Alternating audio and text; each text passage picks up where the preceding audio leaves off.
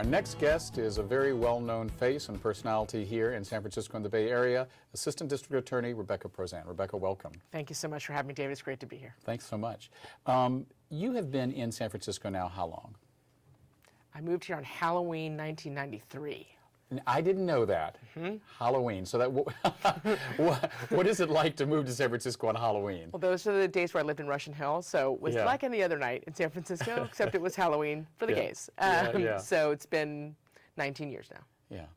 You know, San Francisco has been and continues to be, to stretch an analogy, the epicenter of the LGBT movement, or one of the epicenters. What have you seen change in the political climate here in San Francisco since from 1993 to almost 2013, almost 20 years? It's interesting to me. I think back to my first job. I was actually closeted in my first job, and I think that those days are now over.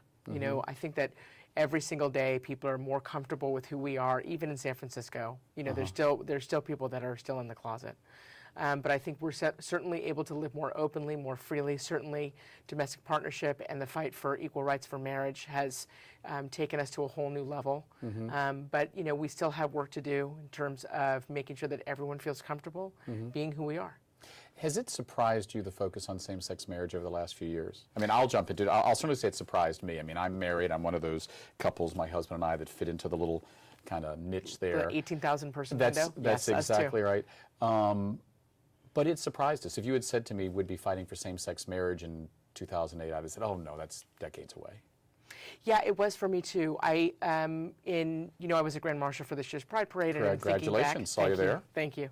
And thinking back on all the things that I've done in city government, one of the things that I did was organize that first domestic partnership ceremony, which was, it was a big deal just for us to have the paper, for us to be able to recognize a relationship just with that paper. And having those first civil ceremonies was a huge deal.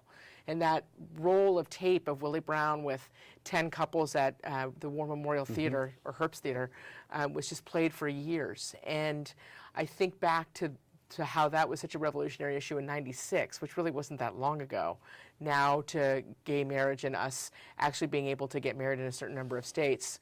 California will get back. We're going to get it back. It's just a matter of when. It's really incredible. But it doesn't surprise me at all. And the reason why it doesn't surprise me is really it is a fundamental right. Right.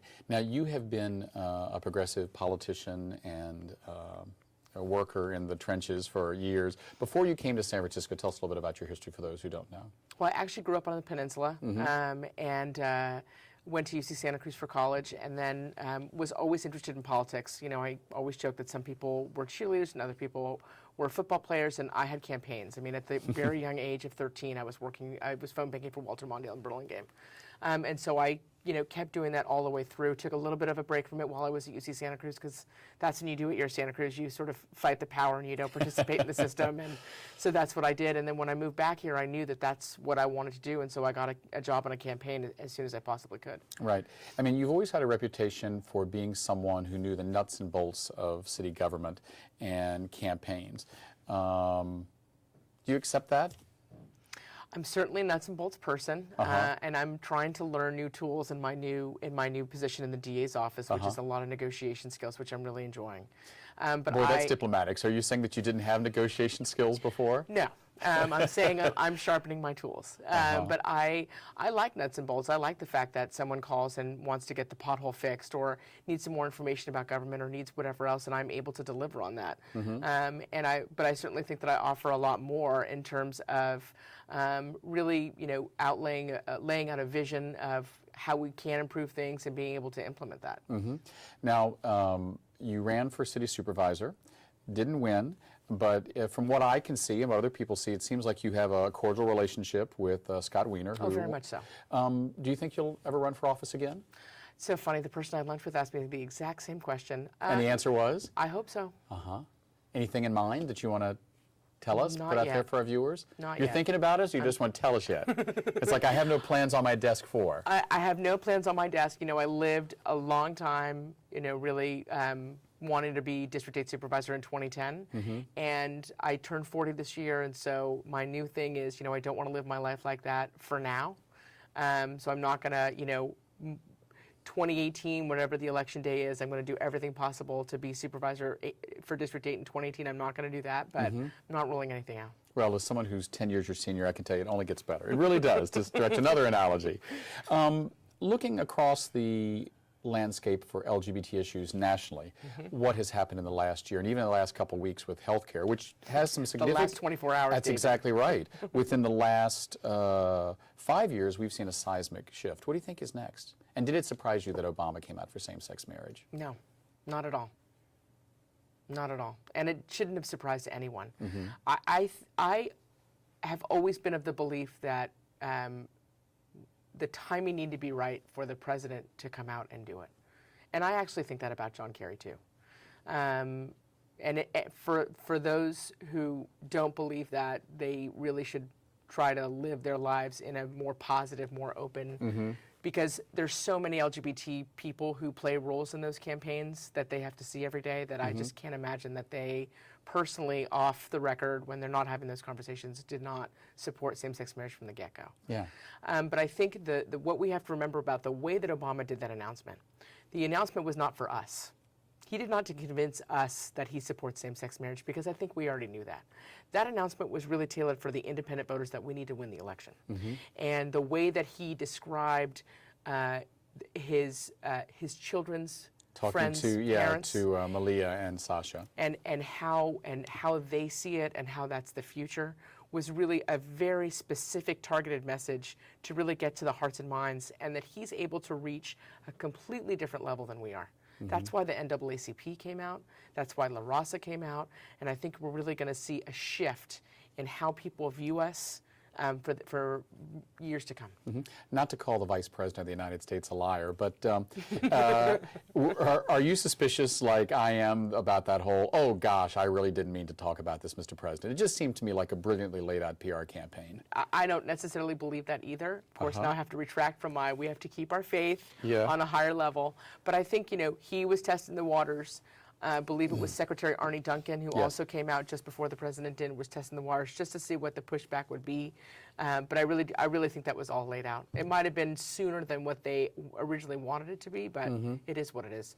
And what's fascinating is, if you look at the way that Kerry did it, the whole concern was, well, if he comes out for same-sex marriage, there's no way he can win the election. The polls now are saying Obama's position doesn't it's not taken it as much as we all thought that it was going to. It seems to me like the issue we alluded to, the Affordable Health Care Act, might play more of a role in the election than what Obama thinks about same-sex marriage. Do you think no matter what that Supreme Court decision would have been, it would have been, I mean, people are saying it's a win for Obama, but what I'm hearing now is the Republicans were going to run on health care, Obamacare anyway. You think this is going to make it hard for Obama to win re-election? What concerns me about it, and I haven't read the 193-page decision, and I'm certainly not an expert in affordable health care, but what concerns me about it is the tax issue, and how, when they're in the debates and they're in the sound bites, how we're going to not say that we don't support all, new taxes, et cetera, et cetera. Now, I'm fine with taxes. In San Francisco, taxing and talking about taxing is a completely different way. Thing than talking about it in Ohio. Exactly, Ohio or Nebraska Texas. Or Florida or any other, Virginia, and that's the piece that concerns me. The other thing I read today was that if you look at companies and the way that the companies will be penalized for not giving out those health care benefits, the tax would actually be cheaper than paying out for health care. So the question is, how are they going to work that out so that employers stop, don't just say, fine, I'll just pay the tax because that's going to be cheaper, as opposed to just giving out the health care. That's a huge concern. Right. In your work as an out lesbian assistant district attorney in San Francisco, are you ever called upon by colleagues in other parts of the country that might not be so progressive or pro-gay to say, God, I've got this thing in front of me, help me? San Francisco is the example. I mean, we just had, for instance, those 2 lesbians shot in Texas. I mean, these things still go on. Yeah, and for people who don't know, it was 2 lesbians who were in a public park in the middle of the night. There were casings that were found at the scene. But what was really heartwarming about it was that every single person who was interviewed from that town was like, I believe it's Molly and Mary Christine, but she goes by Christine. They were lovely people. You needed to get to know them. You know, everyone knew that they were a couple, but it wasn't a big deal to anyone. In a very small town, it was like a 10,000 person town in Texas. So that really shows you how the needle has really been pushed that much further. You know, we haven't been called yet. The DA Gascon did release a statement saying, you know, we want to make sure these people are brought to justice. So you see reason for not elation, but encouragement in what's going on. Oh, absolutely. Absolutely. I mean, sometimes I hear stories like that, and I'm like, well, we have all these big picture, you know, stories like Obama supports same-sex marriage, and we get health care, but then 2 women are still being shot in small towns in America. And one person has passed, and the other woman is still fighting for her life, and let's send prayers to both families and to the woman who is in intensive care. But I think back to how the unfortunate murder of Matthew Shepard, and how that really changed the landscape in terms of hate crimes, because hate crimes wasn't a law before Matthew Shepard, you know, and we should not be losing any of these lives. At the same time, what happens, we can make it meaningful, make what happened to these people meaningful, because to be shot at in a public park in the middle of the night, right? You know, you really have to make something out of that, and hopefully, you know, the other woman will recover. And she'll be able to live her life freely and openly as who she is. Right. But we'll be able to find something out of that. Right. In our last few moments, let's talk some handicapping. I know you love campaigns. I do. We've talked about Obama and Romney. What do you think? Who's going to win? Oh, Obama. And you really believe that, or are you just yeah. being hopeful? Oh, no, I'm concerned. I'm absolutely concerned. And I don't know if you know that I was elected as an Obama delegate from San Francisco. I do. And I'm going to be spending my weekends phone banking and or traveling, and I'm thinking about taking some time off to go to a swing state to do it for the last few weeks. So, you know, what about my home state, the swing state that helped push Obama over last time, to my great delight, Virginia? Are we going to get it this time? Virginia's going to be tough. Tougher than Ohio? I think Virginia's going to be tougher than Ohio. You know, it's harder. It's easier to run as an insurgent when it's new and it's fresh and it's exciting. And even though we just got health care, and even though the issue about gay marriage and the issue about the DREAM Act and allowing undocumented persons to stay here, Right. You know, these are all very specific, targeted decisions that the campaign is making, and they're right decisions that the campaign is making to re-energize. Right. But Virginia's going to be difficult.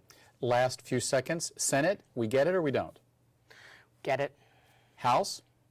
Speaker Pelosi. the one Democrat that fights like a Republican. That's right. That's right. We've been speaking to San Francisco Assistant District Attorney Rebecca Prozan, and my friend and also political insider.